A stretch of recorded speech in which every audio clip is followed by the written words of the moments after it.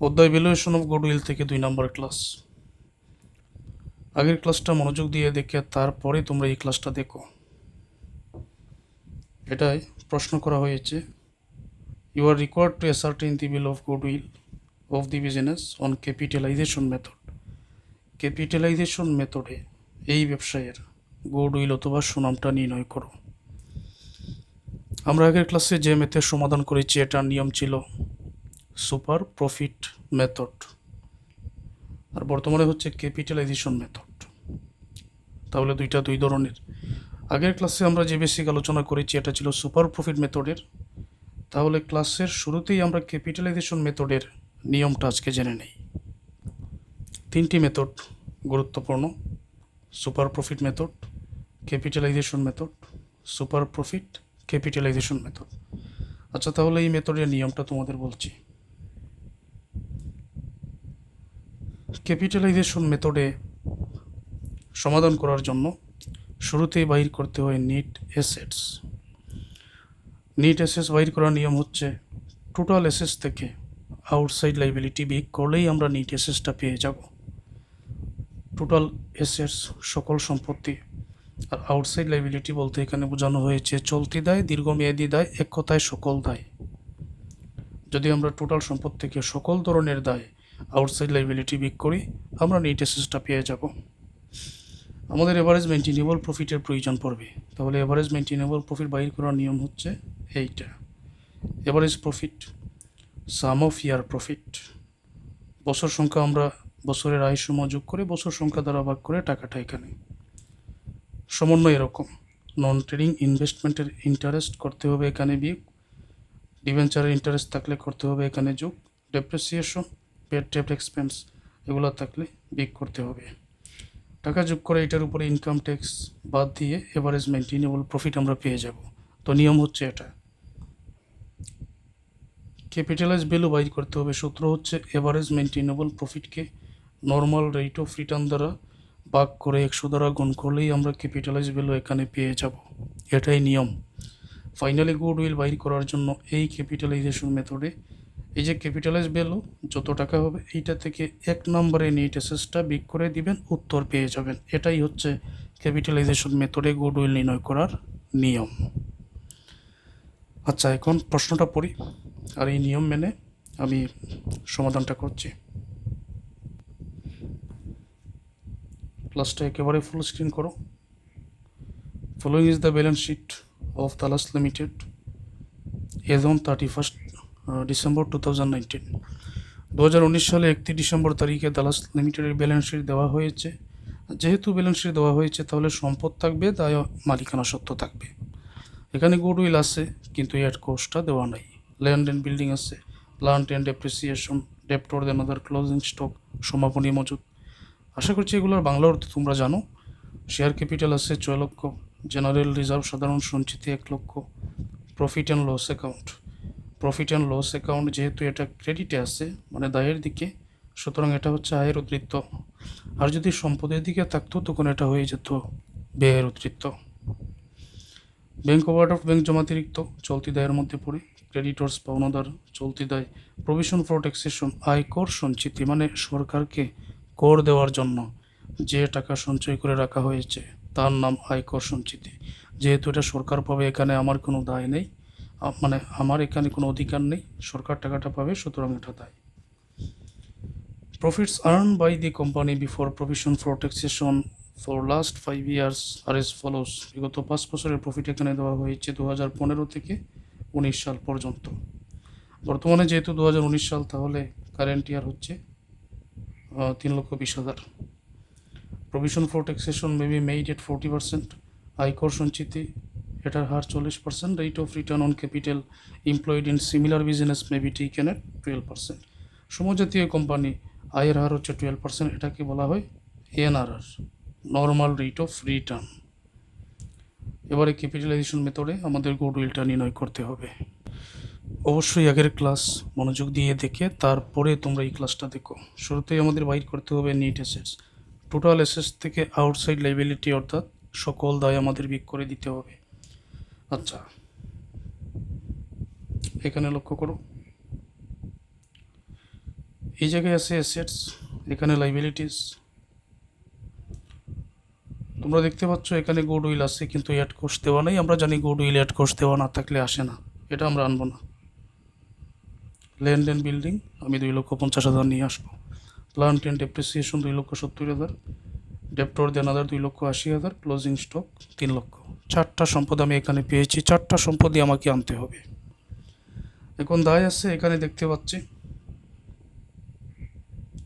Bank overdraft 1,30,000, creditors পাওনাদার 1,70,000। Bank overdraft মানে হচ্ছে ব্যাংক জমাতিরিক্ত, এটা দায়ের মধ্যে পড়ে। প্রভিশন ফর ট্যাক্সেশন আয়কর সঞ্চিতি, এটাও দায়ের মধ্যে পড়ে। 3টা দায়। আমি এই 4টা সম্পদ থেকে 3টা দায় বিক করলেই পেয়ে যাব নেট অ্যাসেটস। সকল ধরনের দায়, এখানে যদি দীর্ঘমেয়াদী কোনো দায় থাকতো সেটাও কিন্তু আমি নিয়ে আসতাম। যদি বন্ড বা ডিবেঞ্চার, এগুলো তো ঋণপত্র দীর্ঘমেয়াদী দায়ের মধ্যে পড়ে, সেটাও আমি নিয়ে আসতাম। ক্লিয়ার? আমি চাই তোমরা যাতে কম সময়ের মধ্যে সব কিছু বুঝতে পারো। এখন একটা একটা করে যদি হাতে কলমে লিখি অনেক সময় লেগে যাবে ক্লাসে, তাই এগুলো আগে লিখে নিলাম আর টাকাগুলো বসিয়ে দিচ্ছি, তখন তোমাদের কাছে একেবারে সহজ হয়ে যাবে। ল্যান্ড অ্যান্ড বিল্ডিং আমরা দেখেছি আছে এখানে 2,50,000। Land and building 2,50,000। Plant and depreciation 2,70,000। ডেপ্টরের পরিমাণ আছে 2,80,000। ক্লোজিং স্টকের পরিমাণ ছিল 3 লক্ষ। যোগ করো, যোগ করলে এখানে পেয়ে যাবে তুমি টোটাল টাকা যদি যোগ করো এখানে হবে 11 লক্ষ টাকা। ওকে, 3টা দায় আছে। ব্যাংক ওভারড্রাফট টাকার পরিমাণ 1,30,000, ক্রেডিটর্স টাকার পরিমাণ 1,70,000, প্রভিশন ফর ট্যাক্সেশন টাকার পরিমাণ 85,000। যোগ করে নিলে এখানে হবে 3,85,000 টাকা।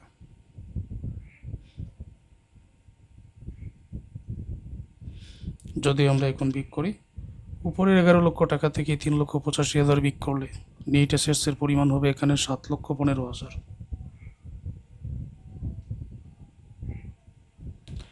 ঠিক আছে, এটা বুঝতে পারছো? ওকে, আমরা এখানে নেট অ্যাসেটস পেয়ে গেলাম। এভারেজ মেইনটেনেবল প্রফিট বাইর করার জন্য সকল বছরের আয়সমূহ এখানে যোগ করে নিতে হবে, বছর সংখ্যা দ্বারা ভাগ করতে হবে। এখন যদি ক্যাপিটালাইজেশন মেথডে সমাধান করার জন্য বলে কোনো অঙ্কের মধ্যে, ক্যাপিটালাইজেশন মেথডে অঙ্কের সমাধান 2019 সালের আয়ও আমি দেখতে পাচ্ছি দেওয়া আছে। 2015, 16, 17, 18 সালের আয় দেওয়ার পরেও আমার কথা হচ্ছে যে ব্যালেন্স শিটে কিসের জন্য অতিরিক্ত একটা আয়ের উদ্ধৃত থাকবে? এটা তো আর আয়ের বাহিরে না, তাই না? তো যেহেতু ব্যালেন্স শিটে অতিরিক্ত একটা আয়ের উদ্ধৃত আছে, আবার এটার সাথে সম্পর্কিত প্রভিশন ফর ট্যাক্সেশন, একটা ব্যবসায়ের আয় হলেই তো তারপরেই না আয়ের উপরে ট্যাক্স দিবে বা কর দিবে। এই জন্য এটাকে একটা আলাদা আয়ের উদ্ধৃত আমাকে ধরে নিতে হবে। আমি তোমাদের বুঝিয়ে বলি। যেমন ধরো এই প্রফিট অ্যান্ড লস অ্যাকাউন্ট, বাকি রয়েছে 1,15,000, আবার ট্যাক্সের টাকা আলাদা করে সঞ্চয় করা হয়েছে 85,000। 1,15,000 আর 85,000। প্রভিশন ফর ট্যাক্সেশন আয়কর সঞ্চিতি, তার মানে বিষয়টা কী দাঁড়ায়? 1,15,000 আর 85 দুইটা যোগ করলে হলো 2 লক্ষ টাকা। 2 লক্ষ টাকা থেকে 85,000 টাকা ট্যাক্সের জন্য আলাদা করা হয়েছে, বাকি রইল 1,15,000 টাকা। তাহলে টোটাল আয় কত? নিশ্চয়ই 2 লক্ষ। বর্তমানে আয়ের উদ্ধৃত আছে 1,15,000, ট্যাক্সের টাকা আলাদা করা হয়েছে আরও 85,000, তাহলে তো টোটাল 2 লক্ষ টাকাই। এটার জন্য একটা ওয়ার্কিং আমাদের করে নিতে হবে। তো এই জন্য আমি প্রফিট অ্যান্ড লস অ্যাকাউন্ট 1,15,000-এর সাথে যে ট্যাক্সের টাকা ওই আয় থেকে আলাদা করা হয়েছে টোটাল আয় থেকে, সেটা এই দুইটা যোগ করলেই আমি টোটাল আয় 1,15,000 আর 85 2 লক্ষ টাকা পেয়ে যাব। 1,15,000 আর 85 আমি এখন যোগ করে নিতেছি। প্রফিট অ্যান্ড লস অ্যাকাউন্ট এইটা টাকার পরিমাণ ছিল 1,15,000, আর প্রভিশন ফর ট্যাক্সেশন যেটা সরকারকে ট্যাক্স দেওয়ার জন্য আলাদা করা হয়েছিল 85,000। অবশেষে যোগ করলে এখানে হয়ে যাবে 2 লক্ষ টাকা। এখন তোমরা দেখো 2015 থেকে 19 সাল আছে এখানে 5টা আয়, আর এই 2টার আয় পেলাম আরও 2 লক্ষ, টোটাল হলো 6টা আয়।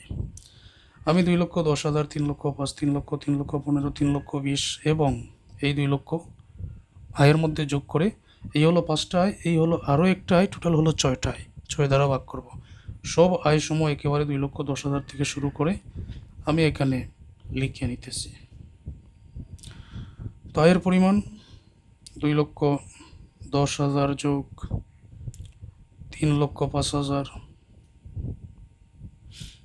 তারপরে 3,15,000, তারপরে 3,20,000 এবং সবার শেষে এই যে 2 লক্ষ আরও একটা আয়। টোটাল কয়টা আয় হলো? আয় হয়েছে এখানে টোটাল 6টা আয়। তো যদি আমি এটাকে 6 দ্বারা ভাগ করি, এই টোটাল আয় সমূহ যোগ করে 6 দ্বারা যদি ভাগ করা হয় 2,75,000 টাকা এখানে হবে। এখন নিয়ম ছিল যে নন ট্রেডিং ইনভেস্টমেন্টের ইন্টারেস্ট, পিক ডিভেঞ্চার ইন্টারেস্ট যোগ, এগুলো তো কিছুই অঙ্কের মধ্যে নাই। তো নাই যেহেতু এটা করার প্রয়োজন নেই, সরাসরি ইনকাম ট্যাক্স 40% আমি এটা থেকে বিয়োগ করে দিব। এই 2,75,000 ইনকাম ট্যাক্স 40% হবে 1,10,000। অবশেষে 2,75,000 থেকে 1,10,000 বিয়োগ করলে এখানে হবে 1,65,000। বুঝতে পারছো এটা?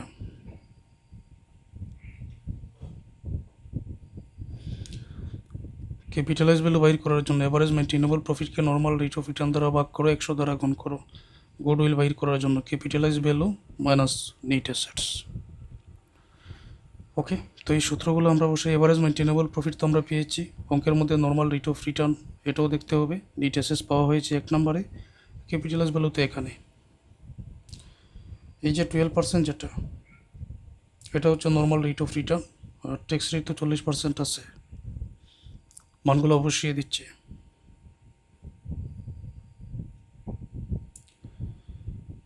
নেট অ্যাসেটস দেখো 7,15,000, এভারেজ মেইনটেনেবল প্রফিট 1,65,000। এখন এখানে মানটা বসাও, এভারেজ মেইনটেনেবল প্রফিট আমরা পেয়েছি 1,65,000, নর্মাল রেট অফ রিটার্ন 12%, 12 গুণ 100, 1,65,000কে 12 দ্বারা ভাগ করে 100 দ্বারা গুণ করো, 13,75,000।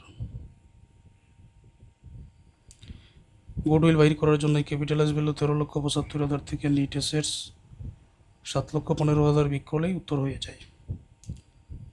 13,75,000 বিয়োগ নেট অ্যাসেটস হচ্ছে 7,15,000।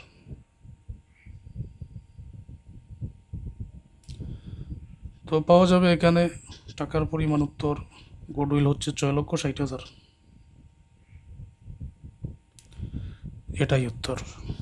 এইভাবে আমাদের ক্যাপিটালাইজেশন মেথডে অঙ্কের সমাধান করতে হবে। আশা করছি সবাই পারবেন।